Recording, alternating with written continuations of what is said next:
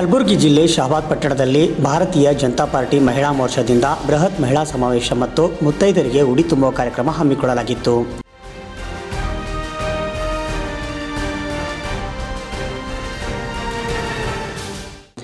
ಮಧ್ಯಪ್ರದೇಶದ ಯುವಜನ ಮತ್ತು ಕ್ರೀಡಾ ಸಚಿವರಾದ ಶ್ರೀಮತಿ ಯಶೋಧರಾ ಸಿಂಧೆ ಅವರು ಸಮಾರಂಭಕ್ಕೆ ಚಾಲನೆ ನೀಡಿದರು.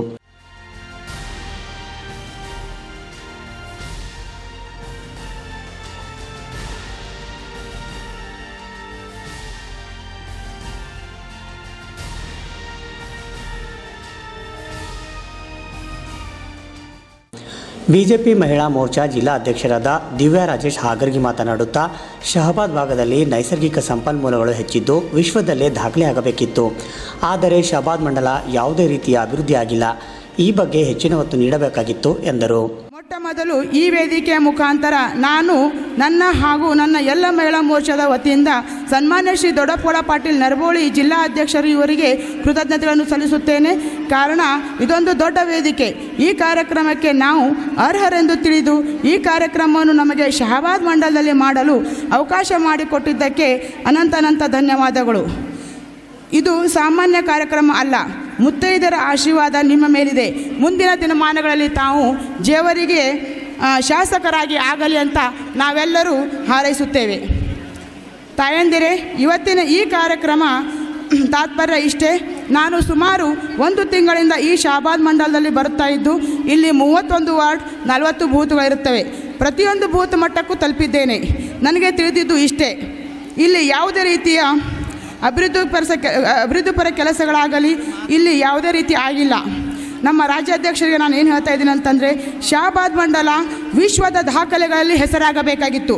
ಕಾರಣ ಏನಂತಂದರೆ, ಈ ಮಂಡಲದಲ್ಲಿ ನೈಸರ್ಗಿಕ ಖನಿಜ ಸಂಪನ್ಮೂಲಗಳು ತುಂಬ ಇದ್ದು ಇಲ್ಲಿ ನ್ಯಾಷನಲ್ ಸಿಮೆಂಟ್ ಫ್ಯಾಕ್ಟ್ರೀಸ್ ಅಲ್ಲದೆ ಶಹಾಬಾದ್ ಪರ್ಸಿ ಅಂದರೆ ಫ್ಲೋರಿಂಗ್ ತುಂಬ ಫೇಮಸ್ಸು.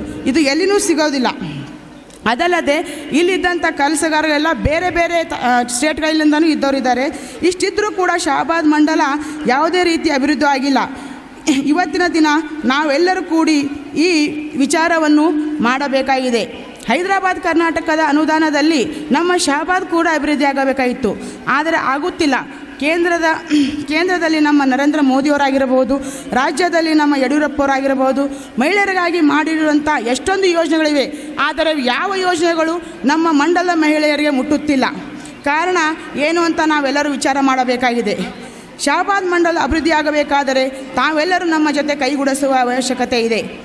ಈ ಸಮಾವೇಶ ಮುಗಿದ ನಂತರ ನಾವು ಮಹಿಳಾ ಮೋರ್ಚಾದವರು ಪೇರೆಂಟ್ ಬಾಡಿ ಇಲ್ಲಿದ್ದಂಥ ಕೌನ್ಸಿಲರ್ ಮತ್ತು ಉಳಿದ ಮೋರ್ಚಾಗಳ ಜೊತೆಗೆ ವಾರ್ಡ್ ವೈಸ್ ಬಂದು ಅಲ್ಲಿದ್ದಂಥ ಸಮಸ್ಯೆಗಳನ್ನು ಪಟ್ಟಿ ಮಾಡಿ ಪ್ರತಿಯೊಂದು ವಾರ್ಡ್ ವೈಸ್ ಪ್ರತಿಯೊಂದು ಸಮಸ್ಯೆಗಳಿಗೆ ನಾವು ಪ್ರತಿಭಟನೆ ಮಾಡಿ ಕೆಲಸವನ್ನು ಮಾಡುವ ಪ್ರಯತ್ನವನ್ನು ಮಾಡುತ್ತೇವೆ.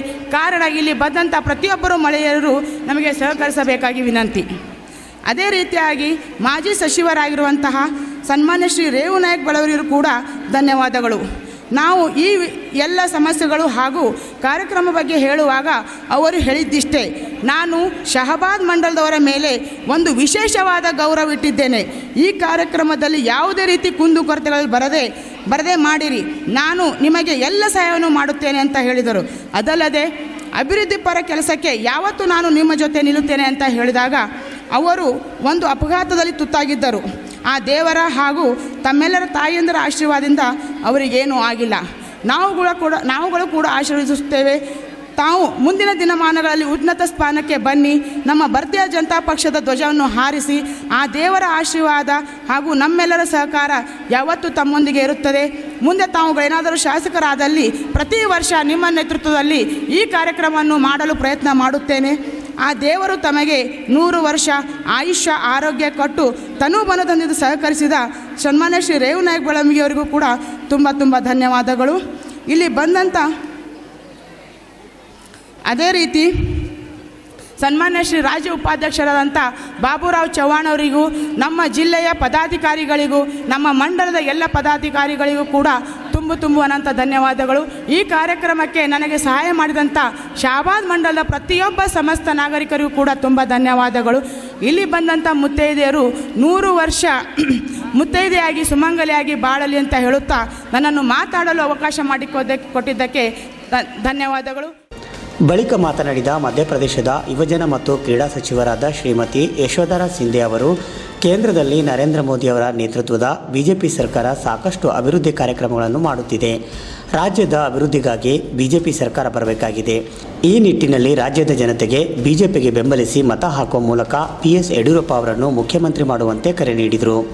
ये मौका है एक एक व्यक्ति और एक एक दिमाग और एक एक चेहरे पे देखने के लिए कि वो समय धीरे नहीं जल्दी आ रहा है जब कर्नाटक सरकार में परिवर्तन होगा और येदियुरप्पा जी की मुख्यमंत्री की सरकार बनेगी, भारतीय जनता पार्टी की सरकार बनेगी, मैडम शेट्टी के अंदर महिला मोर्चा की सरकार बनेगी. जब नरेंद्र मोदी ने देखा तो क्या हुआ? उज्ज्वला योजना 50 साल के बाद वो महिलाओं के लिए एक व्यक्ति जो पहले गुजरात के मुख्यमंत्री थे, अनुभव के साथ इस देश के बागडोर को संभाला, उनने उज्ज्वला योजना शुरू की. उज्ज्वला योजना मतलब कि हर महिला जो BPL की सूची में 2011 की सूची में है, उसको सिलेंडर और चूल्हा और रेगुलेटर नरेंद्र मोदी सरकार देगी. ये महिला समूह, ये महिला शक्ति उठ के वो येदियुरप्पा सरकार को लाएगी इस कर्नाटक में, ताकि नरेंद्र मोदी की बीजेपी की सरकार भारत सरकार के साथ साथ कर्नाटक में तालमेल होके हर महिला को तालमेल से अपनी योजना का लाभ मिलेगा.